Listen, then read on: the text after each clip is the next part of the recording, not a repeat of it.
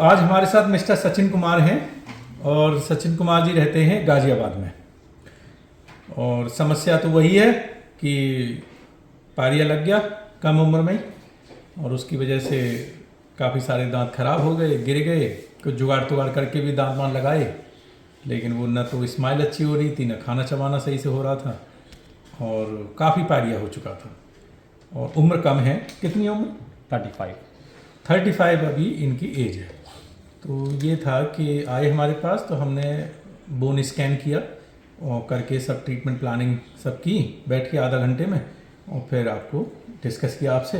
तो यही लिया कि भाई आप सब दांत हटा करके पारिया पूरी रूप से ख़त्म करके और फिर इम्प्लांट लगा के दांत जो है सारे फिक्स कर दिए जाए। बड़ी समस्या ये होती है कामकाजी लोगों के लिए, इस उम्र के व्यक्तियों के लिए, कि जो पुरानी तकनीक है कि 4 महीने बाद दांत लगेंगे, अब वो बिना दांतों के कैसे घूमें। तो इमीडिएट लोडिंग में किया, जिसमें कि अपना जो भी 14-15 दिन लगे और उसमें आपके इम्प्लांट लगा के दांत जो है फिक्स हो गए। कैसा अनुभव रहा? कोई सूजन दर्द परेशानी तो नहीं लेके जा रहे हैं? और कैसा पूरा अनुभव रहा वो थोड़ा सा शेयर करिए। बिल्कुल शेयर करूँगा सर। जब मैं यहाँ पे आया तो इससे पहले भी मैंने कहीं 2-4 डॉक्टरों के संपर्क में मैं आया और वहाँ पे भी कंसल्ट किया, तो सभी ने मुझे किसी ने 4 महीने, किसी ने 6 महीने का टाइम मुझे बताया। तो इतना लंबा टाइम तो मैं ऑफिस से भी लीव अलाउड नहीं थी। हाँ। और इस वजह से फिर मैंने यहाँ पे कुछ वीडियोस देखे तो मैं यहाँ आया। आपसे मिलने के बाद मैंने सडनली डिसीजन लिया। ऐसा भी मन में कोई थॉट नहीं आया कि कुछ कराऊं या ना कराऊं। तो सबसे ज़्यादा तो वो एक माइंड में वो रहता है थोड़ा सा डिसीजन लेना। तो मैंने सडनली डिसीजन लिया और डिसीजन लेने के बाद मैं 11 दिन के अंदर मेरे ऊपर और नीचे के दोनों दांत इम्प्लांट हो गए। इम्प्लांट होने के बाद मुझे दांत लग गए। उसके बाद में कोई ऐसी फीलिंग नहीं है, कोई दर्द नहीं है, कोई स्वेलिंग नहीं है। और सब कुछ खाया चबाया भी, खाना भी खाया, खीरा भी खाया, मूली भी खाई, सलाद भी खाई, रोटी भी खाई, सब कुछ खाया, मूंगफली भी खाई।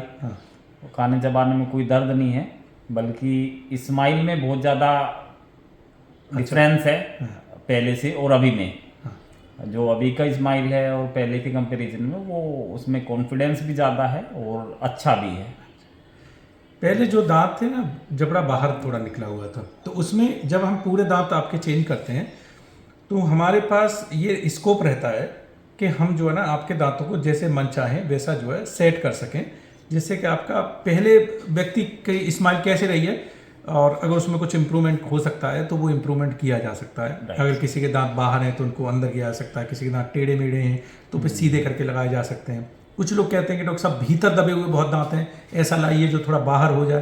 तो कुछ तो मरीज बताते हैं, कुछ हम खुद स्वयं ही करते हैं कि आप जैसे आपने हमने से नहीं बोला होगा, लेकिन हमें खुद लगा कि आपकी फेस के हिसाब से ऐसा लुक इस जगह पर हम दांत सेट करेंगे तो बेटर रहेगा, उसी के हिसाब से इम्प्लांट लगाते हैं।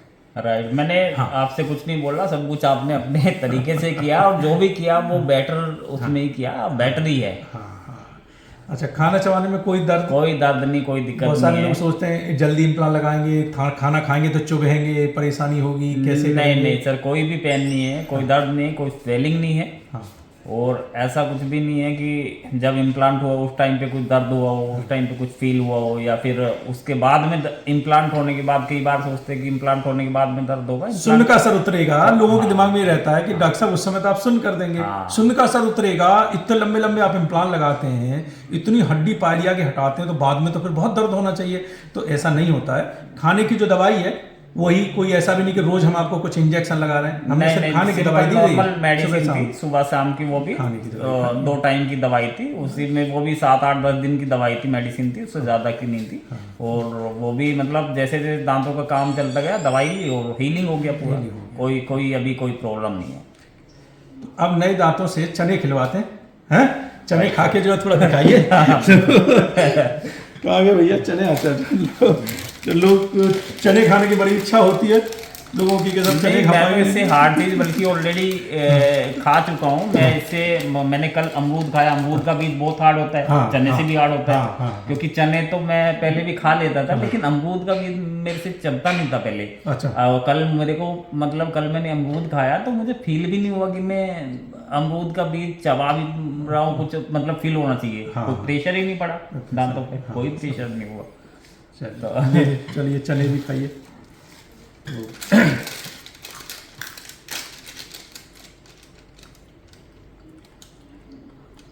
चने खाने चबाने में कोई ऐसा फील नहीं हो रहा, बिल्कुल नेचुरल, जैसे नेचुरल दांतों से मैं खाना खा रहा था उसी प्रकार से मुझसे कहीं ज़्यादा बेहतर मैं अभी खा चबा रहा हूँ और फीलिंग भी अच्छी आ रही है।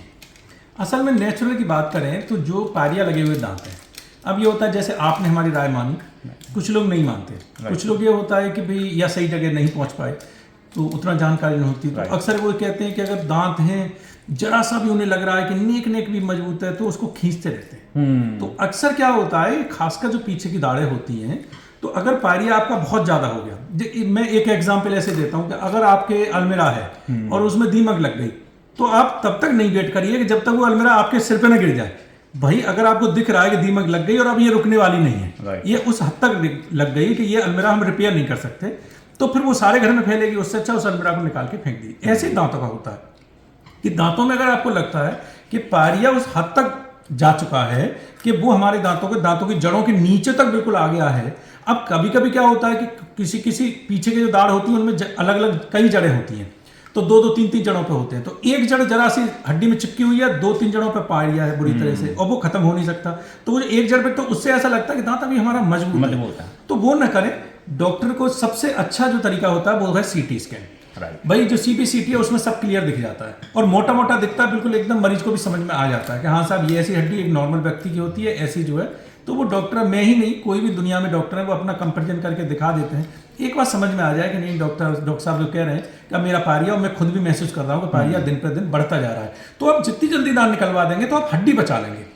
भाई आपके हम इम्प्लांट इसीलिए बेहतर कर सके कि जो है ना आपकी हड्डी बच गई। अगर यही हड्डी आपने ऊपर नाक तक गला ली, भाई अभी एक पेशेंट आए थे वहां से जो है बद्रीनाथ से दिखाने के लिए, अब उनका हिस्सा भी है कि बिल्कुल नाक तक हड्डी गला चुके हैं, आज भी वो ये सोच रहे हैं कि डॉक्टर साहब को जुगाड़ कर दिए।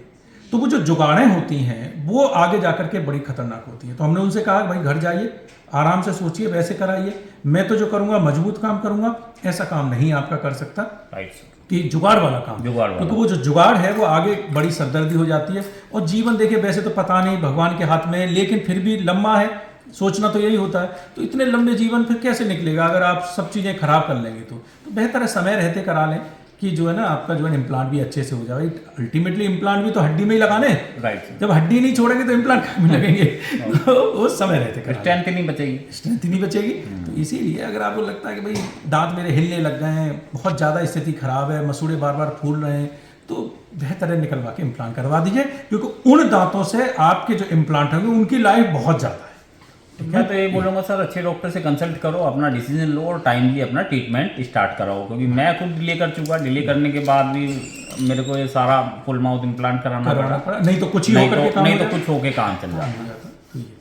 चलिए सर, यहाँ का रहने सहने से कोई परेशानी तो नहीं? रहने सहने में कोई प्रॉब्लम नहीं हुई, रहने की बहुत अच्छी व्यवस्था है, पास में ही है। मैं तो बल्कि अपना तो ट्रेवल भी पूरा बचा ही है, पैदल 800 मीटर की डिस्टेंस पे अपना रनिंग भी हो जाती है, थोड़ी वॉक भी हो जाता था, पैदल आना पैदल जाना, तो वो सबसे बेटर वो है। और स्टाफ बहुत कोऑपरेटिव है, बहुत अच्छी गाइडेंस देते हैं, किसी भी चीज़ में कोई प्रॉब्लम नहीं है, स्टाफ की तरफ से भी बहुत अच्छा फील हुआ।